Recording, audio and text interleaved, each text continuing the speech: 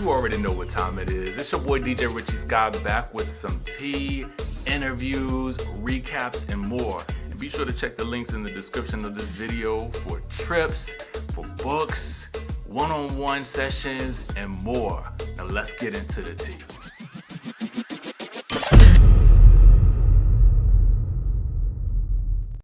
All right, Scott Squad, we are back in the building. I'm gonna go ahead and give y'all the tea right now. This lighting right here, this lighting at what 5 p.m. in the afternoon, the way it shines into this like room, I ain't even using no light, no ring light, no nothing. This is the natural light. Find you a good light if you are a YouTuber and you are trying to get your thing done. If you could find you a nice, good room with a nice light like this, whoo, it's chef's kiss. Anyway, we got some tea that we got to discuss, y'all. So let's go ahead and dive right on into it. If you are someone who loves reality TV related content, then this is the channel for you. Hit that subscribe button, hit that like button. Now let's dive in, okay? All right, so one of our favorite sites, the Jasmine brand, they posted this clip from Cynthia Bailey's podcast with Crystal Kung Minkoff. Now, for those of you guys that don't remember Crystal, she was on The Real Housewives of Beverly Hills, right? She did not make it to the cast this season, but she was on the previous season, right? So here is the tea. Now, Cynthia and Crystal's podcast is called Humble Brag, and they had Nene Leakes as a guest, all right? So Nene confirms the rumors that she was supposed to do Traitors. But unfortunately, her son has been in the hospital since May, so she was not able to do it. Now, what she doesn't know is if whether or not Porsha was like the replacement for her specifically, but she pretty much guesses that because we know that Porsha's on the cast, right? But what she also spills is that apparently it was Porsha and Tamar that were supposed to be a part of the mix. Personally speaking, I would have loved to see that. And I think that at some point we probably still will, right? Here's the reason why I say that. Well, you know, Tamar, she did the show Queen's Court in its first season. That was on Peacock initially. And then, of course, they played it on Bravo. So now they had a second season of Queen's Court with like Lisa Ray, with K. Michelle, and with Delicious, right? So I wouldn't be surprised if we see any of those three in the mix on Traitors in the future or something similar, right?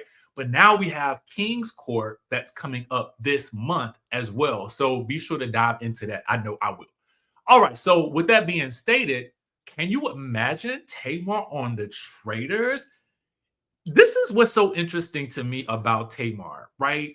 You know, she finds herself at the center of a lot of like controversy, but networks, it seems, are willing to hop on the Tamar train. I say, Tamar, milk this for what it's worth. Get on all of the shows. Can y'all imagine a season of Traitors with Tamar and K. Michelle on the same season? And like I said, we know there's already the relationship there. K. Michelle did the last season of, you know, Queen's Court. So, I mean, that would be, no pun intended, delicious. All right. So let us know what you guys think. Would you have loved to see Nene? Nene also stated in the interview that the check was good. The check was good. So it's exciting to me because that tells me that Nene is back, fully back engaged with NBC Universal, right? The door is really open. We knew it was open when she did the fashion segment, when she did the fashion thing, but now we know that it is really open and no telling what this could mean in the future. All right. So let's continue on because there is more tea that we got to get into. So let's get into it. All right. So let me pull up the next story, y'all. Let me pull up the next story. All right. So this is interesting. So our friends over at the Bravo Shade Room happened to post this interview that was probably done during Essence Fest, but I'm not sure. I will have to try to connect with Leah to get an idea of when this was. But I don't know if you guys follow Leah Henry. I've had the opportunity, the pleasure of working with her at Fox 5, I think maybe on one or two occasions, maybe more, I can't recall. But she is the bee's knees, okay? She is somebody that I absolutely love. I absolutely root for. And if you get a chance to follow her, definitely do so because she comes with the tea, right? She comes with the interviews, she comes with the background, and she's knowledgeable in this entertainment industry. I absolutely love her. I just love her. I love her spirit. She's fun to work with, and I cannot shout her out enough. And I love doing that on this channel. It does give me the opportunity to really shout out some amazing people. So I cannot say enough about her, right? So, anyway, she was interviewing somebody, of course, that we've been talking about quite a lot, and that is Shamea. Now, personally, I love seeing Shamea out on the press rounds. In general, though I have strong criticism of Shamea as a housewife, I do like her. I enjoy her. I just think that in her future seasons, I think that she needs to not be afraid to stand alone. I think that she also would do well to maybe dial back some of the, some of the antics. I mean, they just kind of border on a little juvenile to me. That's not what I was expecting from her. Because I think that she has the capability, if she is unafraid to stand on her own, to really be a great housewife. But anyway, I digress. Let's get into the tea of it all. So she's asked about this. So people are wondering why she's talking about it. She's doing the interview, so she's got to answer the questions. She says that it was unfortunate that Brit Eady did not attend the reunion because she fabricated a lot of the drama between her and Porsha. Here's the thing. For me, Shamea, I just kind of feel like it sounds easier to me, and you guys can play the clip the clips will be in the description of this video so that you can watch them yourselves. I'm giving you the news and my commentary about it. Shamea, to me, utilizes Brit as a bit of a scapegoat for the issues that she has with Porsha. And I think when you get to another slide over or two, you will understand why I'm sure it's a lot easier to blame Brit as the culprit for all of these issues that she and Porsha have, which clearly stem from things that have happened years ago, right? Even the mamas have been included in that drama. God bless the mamas. You know what I'm saying? Because we do love the mamas around here. But I'm just saying the issues are deeper than just Brit. And if somebody like Brit, who is new to this group, can come in and just so easily divide y'all, then were y'all really that good of a friends to begin with, right? That's number one. And then we know that these shows will test friendships. So I just feel like Brit is like a scapegoat for her at times. And I just kind of wish that she would just stop. Really, if you're not going to talk about the issue, then don't talk about it, right? But I just feel like it's easier to utilize Brit as the scapegoat than to face the facts that you had issues with her from the jump. And that's okay. That's absolutely okay. And I said it I feel like I said it a long time ago. And I do think that Shamea is right. On one thing, Brit should have showed up to that reunion. Because at the end of the day, I said it, people will hate you one minute and they will love you the next. You just need to give it time to process because that's how it goes. However, the story is going to evolve, and at some point, you might be the most hated, and some point, you might be the most loved. But both days, girl, you could get paid. Meanwhile, I digress. Do you think that? All right, so next, Shamea says that she felt like the Marcus scene was set up by Angela and Drew. Now, again, this is a stark contrast to what she said in the episode where she stated that she thought it was Brit. Dun, dun, dun, dun. And again, scapegoat central. It's like the girl is no longer in the mix. All right. Like, granted, we know you don't like her, likely on the strength of what happened with Kelly. Cool. We got it. But, in the previous post, she also talked about, she went on to stress how Brit talked about her daughter.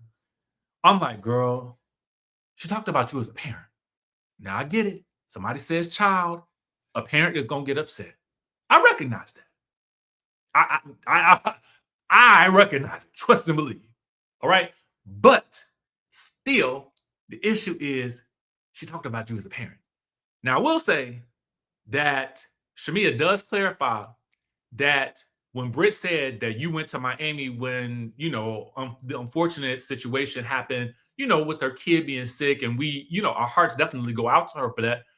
But Shamea says that she actually was on a layover when they were having shots, and she flew her parents, her mom and her kids down to Miami for the layover. My question is, well, how long was the layover? Was the layover for a couple of days, or was the layover for an hour? And why would you fly? Would you fly somebody down for like an hour long, for a 6 hour layover, a 7 hour layover? Or was the layover all weekend? Like, what kind of layover is that if y'all just coming from Grenada to back to Miami? I mean, I have so many questions about that. But my travel mind, it just works very differently now. So, I mean, for me to fly somebody down for a layover, I got to be there for like a week or two. But that's just me. Anyway, but listen, when you got a coin, you could do that. Okay. So she also says that the market scene was set up by Angela and Drew. Now, again, she said it was Brit initially because, Lord, God forbid. Okay. God forbid Brit just live. All right. But what she says here, and this is likely in light of seeing it play out and then seeing the things happen online, the way we all kind of watch things unfold over the past week or so. But she says that now she says it was set up by Drew and Angela. Well, yeah, it was a scene that was set up by Drew and Angela, but did they come up with the plot? Okay, that's the question. So she kind of doesn't really think that it was Phaedra, because she's like, well, did she have time to do this? And I guess maybe watching things play out, Porsha even said it in her confessional. She was like, I think that Angela did it to herself. And, Porsha was like, you have to fight me at reunion. All right. And, Porsha don't mind throwing hands. Okay. So, anyway, there's that. The next bit of tea. All right. Now, Shamea says that at the reunion, she and Porsha agreed not to speak on each other in the press. Now, this is where things to me get interesting. At this point, this is why I feel like it's easier to make Brit the scapegoat for all of the issues that she and Porsha had throughout the season, which really started way before the whole Brit interaction, the Brit telling Porsha what she said, about the text messages that Shamea allegedly showed her months ago, right? Is it hard for me to believe that Shamea might have done that? Absolutely. We knew she was having issues with the girl. And is it wrong that she did it? Even Porsha was like, listen, I'm still treating her the same. We've had this conversation. If she did show her the messages, oh well. I would have just been like, you know what? Yeah, I did show you messages. And how dare you bring this up right now? You know what I'm saying? How dare you bring that up to her? But again, in the interview right here, Shamea then goes back and says Brit was the one that brought up the whole donation thing or whatever like that. And I'm like, Shamea, no, that was you. And she says it in this interview. She says, me and Kelly had a conversation with Brit afterwards about what to donate. So if you had a conversation with her off camera, then why would you then try to embarrass her on camera after you've already had a private conversation with her off camera? To me, it seems again like you had that conversation on camera to embarrass her because Kelly was upset with her about the glam. I could be wrong though. I could be wrong. But that's how I feel. Having said that, I like Shamea. I want the best for her. I want her to win. But I just need her to stand on business, period. And I think if she does that coming into next season, she will be fine. All right. So, with that being said, y'all, that's the tea that we got for y'all this afternoon, right? So, if you keep it locked to the channel, of course, we'll be back with more commentary. I'm going to give y'all an idea of how I like to kind of run this channel. It's like, I grew up watching Entertainment Tonight, right? And I knew, I was like, I wanted to do something like that. And so this is kind of my way of being able to live out that dream, right? Because at the end of the day, do I want to work in news officially? No. Okay. Because I know what that world is like. All right. And it can be very cutthroat. I'm not a cutthroat person. So this to me works so much better. I can do what I want, when I want, and how I want to do it. And I get to talk to y'all personally. So with that being said, keep it locked to the channel, subscribe, and I will catch you in the next video.